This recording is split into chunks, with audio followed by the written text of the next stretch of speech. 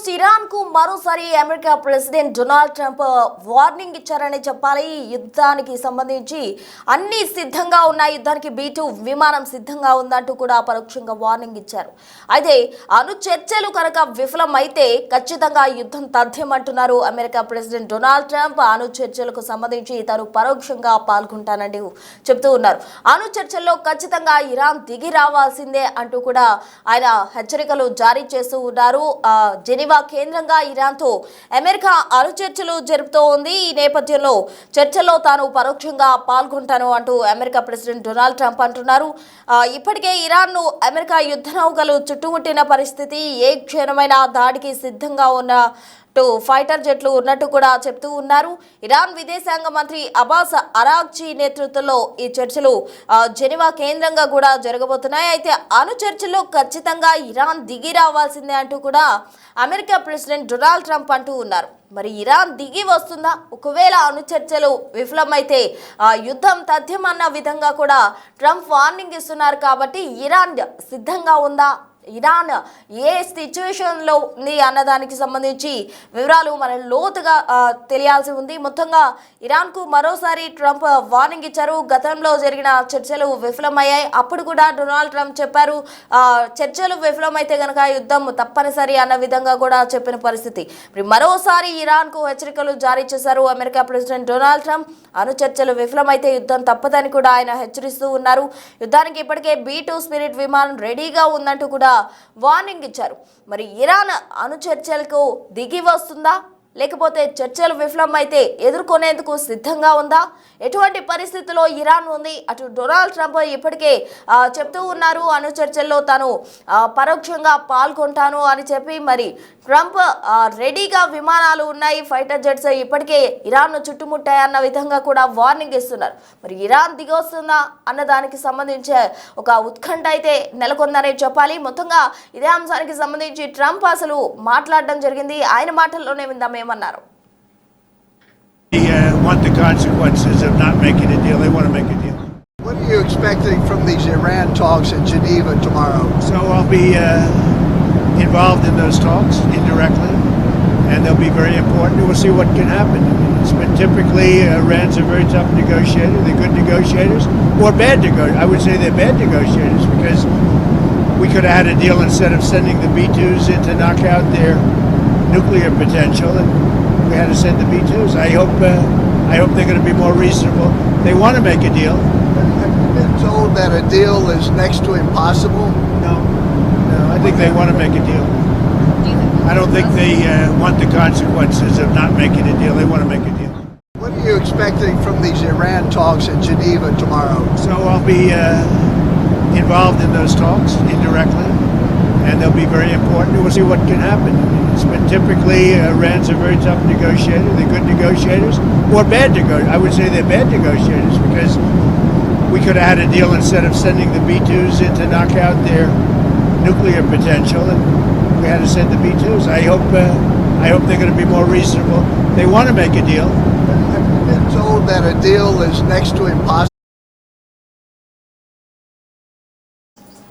So Geneva కేంద్రంగా ఇరాన్తో అణు చర్చలకు సిద్ధమైంది అమెరికా. ఒకవేళ అణు చర్చలు కనుక విఫలమైతే యుద్ధం తప్పనిసరి అనే విధంగా కూడా డొనాల్డ్ ట్రంప్ హెచ్చరికలు జారీ చేస్తూ ఉన్నారు. ఇప్పటికే B-2 స్పిరిట్ విమానం రెడీగా ఉందంటూ కూడా ఆయన హెచ్చరిస్తూ ఉన్నారు. మరోవైపు ఇప్పటికే ఇరాన్ చుట్టూ కూడా అటు ఫైటర్ జెట్స్ సిద్ధంగా ఉన్నాయి, ఏ క్షణమైనా దాడి చేసేందుకు సిద్ధంగా ఉన్నట్టు అమెరికా ప్రెసిడెంట్ డొనాల్డ్ ట్రంప్ అంటున్నారు. మరి ఇరాన్ ఈ యుద్ధానికి సిద్ధమవుతుందా, అణు చర్చల్లో దిగొస్తుందా అన్న దానికి సంబంధించి మరింత సమాచారం అసిస్టెంట్ 8 రామ్దాస్ అందించేందుకు సిద్ధంగా ఉన్నారు. రామ్దాస్ చెప్పండి, అణు చర్చలకు దిగొచ్చే అవకాశం ఉందంటారా? ఇరాన్ గతంలో కూడా ఇటువంటి చర్చలు జరిగినప్పుడు తాము ఏమాత్రం తగ్గమన్న విధంగా కూడా యుద్ధానికి సిద్ధమన్న విధంగా కూడా వారు చెప్పడం జరిగింది. మరి ఈసారి చర్చలో దిగొస్తారా, లేకపోతే యుద్ధానికి సిద్ధంగా ఉన్నారా? ఎగ్జాక్ట్లీ ఇప్పుడు మనం డొనాల్డ్ ట్రంప్ మాటలు విన్నాం. చాలా ఖచ్చితంగా హెచ్చరిస్తున్నారు, న్యూక్లియర్ డీల్ తమతో కుదుర్చుకోకపోతే ఇక పర్యవసానాలు తీవ్రంగా ఉంటే ఎదుర్కోవడానికి రెడీగా ఉండంటూ ఆయన చేసిన హెచ్చరిక అది. ఎయిర్ ఫోర్స్ 1 లో ఆయన మీడియాతో మాట్లాడిన మాటలు అవి. ఈ మాటలే ఇప్పుడు చాలా ఖచ్చితంగా అమెరికా ఎంత స్పష్టంగా ఉందో అర్థమవుతుంది. ఇప్పటికే ఒమన్ లో ఒక రౌండ్ చర్చలు అయిపోయాయి. ఇవాళ 2వ రౌండ్ చర్చలు స్విట్జర్లాండ్ జెనీవాలో జరగబోతున్నాయి. ఇప్పటికే ఇరాన్ మంత్రి అబ్బాస్ అరాక్చి అక్కడ న్యూక్లియర్ వాచ్ డాగ్ తో ఇప్పటికే సమావేశమయ్యారు. తమతో న్యూక్లియర్ డీల్ కనుక కుదుర్చుకోకపోతే ఖచ్చితంగా తీవ్రమైన పరిణామాలు ఉంటాయంటూ అమెరికా హెచ్చరిస్తుంది. ఇప్పటికే అందుకు అనుగుణంగా యుఎస్ఎస్ అబ్రహం లింకన్ మధ్యప్రాచ్యంలో గల్ఫ్ ఆఫ్ పర్షియాలో మోహరించి ఉంది. దీంతోడు గెరాల్డ్ ఆర్ ఫోర్డ్ అనే మరొక యుద్ధ నౌక కూడా ప్రస్తుతం వెనిజువేలా నుంచి ఇటువైపు చేరుకుంటుంది. దాదాపుగా ఇంకొక 2-3 రోజుల్లో ఇక్కడ ఈ ప్రాంతానికి చేరుకోబోతుంది.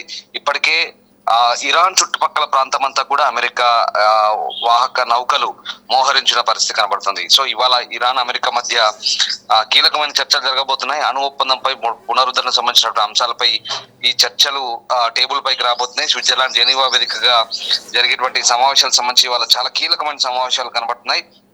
At the same time America బృందం కూడా చర్చలకు సిద్ధమైంది. అయితే ప్రెసిడెంట్ ట్రంప్ మాత్రం పరోక్షంగా చర్చల్లో పాల్గొంటున్నట్టుగా కూడా స్పష్టం చేసిన పరిస్థితి. ఇప్పుడు ఈ చర్చల ఫలితాలపైన అంతర్జాతీయంగా ఒక ఉత్కంఠ కొనసాగుతుంది. ఒకవేళ చర్చలు కనుక విఫలమైతే ఖచ్చితంగా మళ్ళీ మధ్యప్రాచ్యంలో అంటే పశ్చిమాసియాలో పరిస్థితులు చేదాటిపోయే అవకాశం అయితే చాలా క్లియర్ గా కనిపిస్తుంది. ఎందుకంటే దీనికి ముందే మార్కో రూబియో అమెరికా విదేశాంగ మంత్రి కూడా చాలా క్లియర్ గా హెచ్చరికలు జారీ చేశారు. ఒప్పందం కనుక ఇరాన్ తో అంత ఈజీ ఏం కాదు, ఒకవేళ ఒప్పుకోకపోతే కనుక చాలా దారుణంగా ఉంటాయట ఆయన కూడా హెచ్చరించిన పరిస్థితి.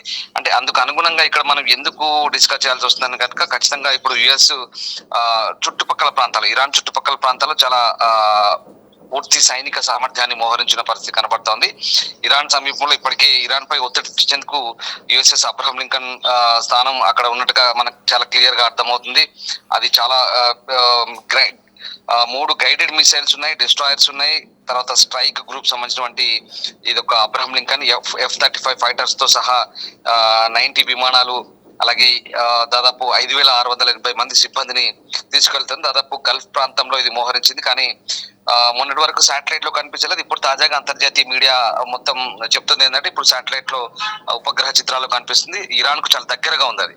అలాగే జెరాల్డ్ ఆర్ ఫోర్డ్ అనే మరొక యుద్ధ నౌక కూడా ప్రస్తుతం మిడిల్ ఈస్ట్ చేరుకుంది. ఇది ప్రపంచంలోనే అతిపెద్ద యుద్ధ నౌక. దాదాపుగా ఒక కదిలే యుద్ధ క్షేత్రం లాంటిది. దాదాపు 80 యుద్ధ విమానాలు ఉంటాయి. అందులో ఇంధనం నింపుకోకుండా ఒక 2 దశాబ్దాల పాటు అంటే ఒక 20 సంవత్సరాల పాటు కూడా ప్రయాణించేటువంటి సామర్థ్యం ఉంది. దాదాపు 1,00,000 టన్నుల బరువు ఉంటుంది. చాలా ప్రమాదకరమైంది. ఎంత దారుణమైన డెస్ట్రాయర్ అంటే ఇక ఆ యుద్ధ నౌక వెళ్ళి విధ్వంసం తప్ప ఇంకే ఉండదు. అంత దారుణమైన విధ్వంసం ఉంటుంది. ఇప్పటికే వెనిజువేలా మీద అటాక్ చేయడానికి కూడా అది ఆల్రెడీ ఆ ప్రాంతంలో మోహరించింది. ఇప్పుడు అక్కడి నుంచి ఇటువైపు వస్తుంది. సో ఇట్లాంటివన్నీ కూడా చుట్టూ మోహరించినాయి. అంతేకాదు ఇక చాలా ప్రాంతాల్లో మనకు తెలిసిందే అమెరికన్ ఎయిర్ బేస్లు ఎక్కడెక్కడ ఉన్నాయి. జోర్డాన్ లో ఉన్నాయి, ఈజిప్ట్ లో ఉన్నాయి, ఖతర్ లో ఉన్నాయి, కువైట్ లో ఉన్నాయి, అబుదాబిలో ఉన్నాయి. ఈ ప్రాంతాలు అన్ని చోట్ల ఉన్నాయి. అన్ని చోట్ల కూడా దాదాపుగా ఇప్పటికైతే అమెరికన్ సంబంధించినటువంటి డెస్ట్రాయర్లు, పోరాట నౌకలు, ఫైటర్ జెట్లు అంతా కూడా రెడీగా ఉన్నాయి, సిద్ధంగా ఉన్నాయి. సో అమెరికా ఈ ప్రాంతంలో ఇప్పుడైతే యూరోపియన్ సెంటినెల్-2 ఉపగ్రహం నుంచి తీసినటువంటి ఈ ఛాయాచిత్రాలన్నీ కూడా అంతర్జాతీయ మీడియా కథనాలు చాలా క్లియర్ గా చెప్తున్నాయి. అమెరికన్ సెంట్రల్ కమాండ్ కూడా ప్రస్తుతం కొన్ని రిలీజ్ చేసింది. ఈ ప్రాంతంలో ఇప్పటికే తాము రెడీగా ఉన్నట్టు చెప్తున్న పరిస్థితి కనబడతా ఉంది. సో ఇవన్నీ కూడా ట్రాక్ చేస్తున్నారు ఎప్పటికప్పుడు. ప్రస్తుతం ఈ పరిస్థితులు ఏంటనేది ట్రాక్ చేస్తా ఉన్నారు. అలా మరోవైపు గల్ఫ్ లోని బహ్రెయిన్ నావల్ స్టేషన్ లో కూడా ప్రస్తుతానికి ఇవన్నీ కూడా సిద్ధంగా ఉన్నాయి. కొన్ని అటువైపు రావడానికి సిద్ధంగా ఉన్నాయి. మరోవైపు తూర్పు మధ్యధరా సముద్రం, ఎర్ర సముద్రంలో కూడా మరొక 2 డెస్ట్రాయర్లు సిద్ధంగా ఉన్నట్టుగా అమెరికా చెప్తుంది. సో ఇవన్నీ మనకు ఈ పరిణామాలన్నీ కూడా ఏంటంటే ఇరాన్ చుట్టూ ఇప్పుడు నేను చెప్తున్న ప్రాంతాలన్నీ కూడా ఇరాన్ చుట్టూ మోహరించిన 4 వైపులా ఏ ఒక్క వైపు కూడా కనీసం దారి లేని పరిస్థితి, ఇరాన్ కు తప్పించుకున్న పరిస్థితి. అట్టని చెప్పేసి ఇరాన్ కూడా తక్కువ అంచనా అమెరికా ఎయిర్ బేస్లు ఎక్కడెక్కడైతే ఉన్నాయో ఆయా ప్రాంతాలన్నింటి కూడా వాళ్ళు టార్గెట్ పెట్టున్నారు. ఎందుకంటే దాని తగ్గట్టుగా ఇప్పటికే వాళ్ళు హర్మూజ్ జలసంధి అంటారు. హర్మూజ్ జలసంధి అనేది చాలా కీలకమైన వాణిజ్య రవాణా మార్గం. ఈ హర్మూజ్ జలసంధిలో ఇప్పటికీ ఇరాన్ కూడా సైనిక విన్యాసాలు చేస్తుంది. ఇరాన్ రెవల్యూషనరీ గార్డ్స్ ఎవరైతే ఉన్నారో IRGC గార్డ్స్ వాళ్ళంతా కూడా అక్కడ క్షిపణులు, గైడెడ్ క్షిపణులు, వాళ్ళు కూడా సైనిక సంపత్తితో ఆ ప్రాంతం అంతా కూడా సైనిక బలగాలతో మోహరించి అక్కడ వాళ్ళు కవాతు చేస్తున్న పరిస్థితి కనబడుతుంది. సో ఈ మొత్తం పరిస్థితులని మనం ఒక్కసారి అంచనా వేస్తే కనుక ఇవాళ జెనీవాలో జరిగే ఈ అణు ఒప్పందం ఏదైనా సక్సెస్ కాకపోతే కనుక ఖచ్చితంగా మళ్ళీ తీవ్రమైన పరిణామాలు ఉంటాయనేది మనకు చాలా క్లియర్ గా అర్థమవుతుంది. సో మొత్తం మీద ఇటు జోర్డాన్ లో కూడా అదే పరిస్థితి. జోర్డాన్ లో మునాఫాక్ సైనిక స్థావరం నుంచి కూడా F-15 బాంబర్స్ అలాగే EA-18 యుద్ధ విమానాలు కూడా అమెరికా రెడీ చేసింది. సో ఆ రకంగా కార్గో విమానాలనే అప్పటికప్పుడు యుద్ధం వస్తే కనుక ఆకాశంలోనే ఇంధనాన్ని నింపుకునే యుద్ధ విమానాలు ఇవన్నీ కూడా రెడీగా ఉన్న పరిస్థితి కనబడుతోంది. ఎప్పటికప్పుడు వాటి కదలికలను కూడా గమనిస్తున్న పరిస్థితి కనబడుతోంది. సో ఇరాన్ కూడా అదే రకమైనటువంటి హెచ్చరికలు జారీ చేస్తుంది. తాము కూడా ఫస్ట్ అటాక్ చేసేది ఇజ్రాయెల్ ను, లేదంటే అమెరికన్ ఎయిర్ బేస్ లన్నీ కూడా తాము కూడా విధ్వంసం చేస్తామంటే హెచ్చరిస్తుంది. బట్ ఏదేమైనా సరే ఇప్పుడు మనం చెప్తున్నటువంటి ఆయుధ సంపత్తి కావచ్చు, అలాగే ఈ ఇరాన్ వైపు నుంచి కానీ అమెరికా వైపు నుంచి కానీ రెండు వైపులా ఇప్పటికే మనకు తెలిసిందే ఫోర్డో, ఇస్ఫహాన్, నతాంజ్ ఇట్లాంటి వాటి మీద అటాక్ చేసినప్పుడు ఇప్పటికే ఈ ప్రాంతాలన్నిటి కూడా యూజ్ చేసుకొని ఏదైతే మెడిటేరియన్ సీ ఉందో, ఎర్ర సముద్రం ఉందో ఇక్కడ నుంచి వాళ్ళు రెడీగా పెట్టారు. కానీ అనుకోకుండా అవి అమెరికా నుంచి ఏకంగా అమెరికన్ నావల్ బేస్ నుంచే డైరెక్ట్ వచ్చేసి ఇక్కడ నుంచి అటాక్ చేసిన పరిస్థితి. ఇప్పుడు కూడా ఒకవేళ అలాంటి పరిస్థితులు ఉంటే కనుక మనం ముందు మాట్లాడుకున్నట్టుగా B-2 బాంబర్లు కూడా రెడీగా ఉన్నాయి. ప్రెసిడెంట్ డొనాల్డ్ ట్రంప్ కూడా అదే హెచ్చరిస్తున్న పరిస్థితి. సో ఓవరాల్ గా ప్రస్తుతం ఉన్న సిచ్యువేషన్ లో ఇరాన్ అమెరికా పరిణామాలు కనుక ఎటు దారితీస్తాయని మాత్రం ప్రపంచం అంతా ఆసక్తిగా గమనిస్తుంది. మరి ఇవాళ జెనీవాలో జరిగే ఈ సమావేశాలు ఎంత సక్సెస్ అవుతాయి లేదనేది తేలాల్సింది. ఒకవేళ ఇరాన్ కనుక దారికి రాకపోతే ఖచ్చితంగా మెడలు వంచి తీరుతామంటూ అమెరికా చెప్తోంది. చూడాలి మరి ఈ భారీ స్థాయిలో వైపు అబ్రహం లింకన్, మరోవైపు జెరాల్డ్ ఫోర్డ్ యుద్ధ నౌకలు అయితే మోహరించినాయి. దీంట్లో దాదాపు వందల సంఖ్యలో వాహక నౌకలు, ఫైటర్ జెట్లు అయితే మోహరించున్నాయి. ఏ క్షణమైనా అవసరమైతే ప్రెసిడెంట్ ట్రంప్ ఒక్కసారి సైగ చేస్తే వెళ్లి విధ్వంసం సృష్టించేందుకు రెడీగా ఉన్నాయనేది మనకి పరిణామాలు బట్టి అర్థమవుతుంది. At the same time Iran కూడా అంతే సన్నద్ధంగా ఉన్నట్టుగా మనకు అర్థమవుతుంది.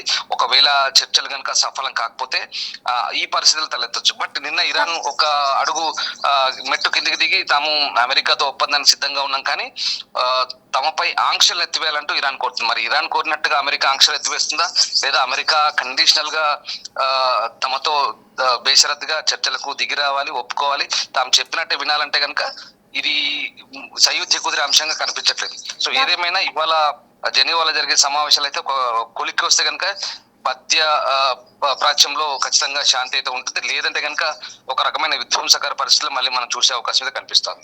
రామ్దాస్, ఇరాన్ ఆయుధ సంపద గురించి గతంలో కూడా మనం చూసాము. ప్రపంచ దేశాలకు కూడా ఇరాన్ ఆయుధ సంపత్తికి సంబంధించి తెలుసు.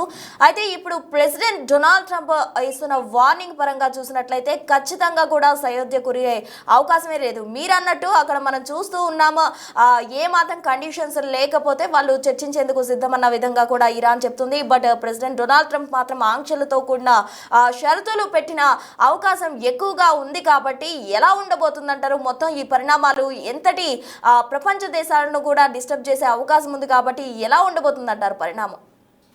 డెఫినెట్ గా ఇరాన్ కోరుతుంది ఏంటంటే తమపై ఉన్నటువంటి ఆంక్షలు ఎత్తివేయాలి. ముఖ్యంగా ఇరాన్ పై ఉన్నటువంటి వాణిజ్య ఆంక్షలు కావచ్చు, లేదంటే యుద్ధకు సంబంధించినటువంటి ఆంక్షలు కావచ్చు, రాజకీయపరమైన ఆంక్షలు కావచ్చు, ఇవన్నీ కూడా అమెరికా విధిస్తూ వస్తుంది. ఆ ఆంక్షలన్నీ కూడా అన్కండిషనల్ గా ఎత్తివేస్తే తాము ఈ అమెరికాతో ఒప్పందాన్ని కుదుర్చుకునే సిద్ధంగా ఉన్నామని చెప్తుంది. కానీ అమెరికా ఇరాన్ చెప్పినట్టు వింటుందా అనేది ఇక్కడ పెద్ద ప్రశ్న, $1 బిలియన్ ప్రశ్న.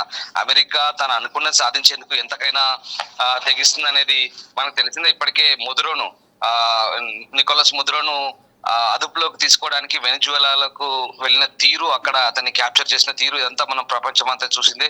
అంతేకాదు గ్రీన్లాండ్ స్వాధీనం చేసుకోవడానికి కూడా ఎందుకు వెనకాడము, ఎంతకైనా తెగిస్తామని చెప్పి ట్రంప్ ఇచ్చిన స్టేట్మెంట్లు, ఈవెన్ నాటో దేశాలతో కూడా పోరాటానికి సిద్ధంగా ఉన్నట్టు ఆయన ఇచ్చినటువంటి సంకేతాలు, ఇవన్నీ కూడా మనం చూస్తున్న పరిస్థితుల్లో ఇరాన్ చెప్పినట్టు అమెరికా వింటుందా అనేది మాత్రం సందేహాస్పదంగానే కనిపిస్తుంది. ఒకవేళ చర్చలు ఇవాళ పరోక్షంగా ప్రెసిడెంట్ ట్రంప్ చర్చల్లో పాల్గొంటున్నారు జెనీవా వేదికగా. అక్కడ న్యూక్లియర్ వాచ్ డాగ్ అనే సంస్థ ఉంది. మరి వాళ్ళు గనుక మధ్యవర్తిత్వంతో ఈ చర్చలు జరుగుతున్నాయి. ఈ యురేనియం శుద్ధికి సంబంధించి ఇరాన్ కార్యకలాపాలను నిలిపివేసి వాళ్ళ న్యూక్లియర్ ప్లాంట్లు ఏవైతే ఉన్నాయో అవి పరిమిత స్థాయిలో మాత్రమే తమ అవసరాలకు మాత్రమే వినియోగించుకుంటాం, ఇతరత్ర వినియోగించుకోము అని ఖచ్చితమైన హామీ ఇస్తే కనుక ఇది సక్సెస్ అయ్యే అవకాశం ఉంది. At the same time Israel మాత్రం వ్యతిరేకిస్తుంది చర్చల్ని. ఇజ్రాయెల్ మొదటి నుంచి కూడా ఒకటే చెప్తుంది, అసలు ఇరాన్ దగ్గర మొత్తానికి యురేనియం అనేది ఉండకూడదు, మొత్తానికి అక్కడి నుంచి వాటిని తొలగించాలంటూ చెప్తుంది. ఎందుకంటే ఇజ్రాయెల్, అమెరికా, బ్రిటన్ ఇవన్నీ కూడా ఒకటే కోరుకుంటున్నాయి, ఇరాన్ దగ్గర అసలు విధ్వంసకరటువంటి అణ్వాయుధాలు మొత్తానికి ఉండదు చెప్తోంది. బట్ ఇరాన్ ఆ అంశానికి ఒప్పుకుంటుందా లేదా అని చూడాలి. ఒకవేళ అన్నిటికీ ఒప్పుకొని తలగితే కనుక ఎలాంటి డ్యామేజ్ అనేది మనకి ఇక్కడ కనిపించదు. బట్ ఇరాన్ కనుక బెట్టు విడకపోతే కనుక ఖచ్చితంగా భారీ స్థాయిలో డ్యామేజ్ ఉండే అవకాశం కనిపిస్తుంది. కనీవిని ఎరగని స్థాయిలో ఈసారి, ఎందుకంటే గతంలో జరిగిన యుద్ధ సన్నాహాలకు ఇప్పటి యుద్ధ సన్నాహాలకు కనుక పోలిస్తే కనుక అంతర్జాతీయ మీడియా కథనాలు కూడా అదే చెప్తున్నాయి. భారీ స్థాయిలో ఉపగ్రహాల ద్వారా వాళ్ళకి అందినటువంటి నివేదికల ఆధారంగా ఇంత స్థాయిలో ఇంత పెద్ద మొత్తంలో వాహక నౌకల్ని అట్లాగే డెస్ట్రాయర్స్ ని ఒక క్యారియర్ స్ట్రైకర్స్ ని వీటిని మోహరించడం, ఇంత పెద్ద స్థాయిలో మోహరించడం ఇదే మొదటిసారి చెప్తున్నారు. ఒకవేళ వాటన్నిటిని కనుక యూటిలైజ్ చేసి వినియోగిస్తే కనుక భారీ విధ్వంసం అయితే తప్పేలా కనిపించట్లేదు. సో ఏదేమైనా ఇరాన్ ఎలా ఉండబోతుంది, తర్వాత పర్యవసానాలు ఎలా ఉంటాయి, పరిస్థితులు ఎలా ఉంటాయి అనేది ఇరాన్ తీసుకునే నిర్ణయం మీద ఖచ్చితంగా ఆధారపడి ఉంటుందని మనకు అర్థమవుతుంది. Right, thank you Ramdas. So మొత్తంగా అణు చర్చల్లో ఇరాన్ దిగి రావాల్సిందే అన్న విధంగా కూడా ట్రంప్ ఆంక్షలు అయితే ఉన్నాయి. ఒకవేళ ఇరాన్ కనుక దిగి రానట్లయితే పరిణామాలు తీవ్రంగా ఉంటాయంటూ కూడా ఆయన హెచ్చరిస్తున్నారు. ఇప్పటికే ఇరాన్ మొత్తం కూడా ఫైటర్ జెట్లు చుట్టుముట్టాయంటూ ట్రంప్ హెచ్చరిక జారీ చేశారు. అటు B-2 స్పిరిట్ విమానం కూడా యుద్ధానికి సిద్ధంగా ఉందని ట్రంప్ హెచ్చరిస్తూ ఉన్నారు. మరి ఇరాన్ దేశ అధ్యక్షులు దిగి వచ్చే అవకాశం ఉందా అణు చర్చల్లో? అటు ఇరాన్ దిగొస్తుందా లేదంటే దిగి రాకపోయినట్లయితే పరిణామాలు ఏ విధంగా ఉండబోతున్నాయి అనేది అందరికీ అర్థమయ్యే సిచ్యువేషన్. ఎందుకంటే ఇరాన్ ఆయుధ సంపత్తి కూడా ప్రపంచ దేశాలకు తెలిసిన పరిస్థితి అయినప్పటికీ కూడా చర్చలు విఫలమైతే డొనాల్డ్ ట్రంప్ ఇప్పటికే అటు సైన్యాన్ని అంతా కూడా అటు ఇరాన్ చుట్టూ మోహరించారు. ఫైటర్ జెట్స్ను కూడా ఏర్పాటు చేశారు. కాబట్టి యుద్ధ తీవ్రత ఎంతలా ఉంటుంది, ప్రపంచ దేశాలను సైతం ఇది ఇంపాక్ట్ చేసే అవకాశం ఎక్కువగా కనిపిస్తుంది. మరి అణు చర్చల్లో ఇరాన్ దిగి వస్తుందా లేకపోతే యుద్ధానికి సిద్ధమన్న విధంగా కూడా మాట్లాడుతుందా అన్నది వేచి చూడాలి.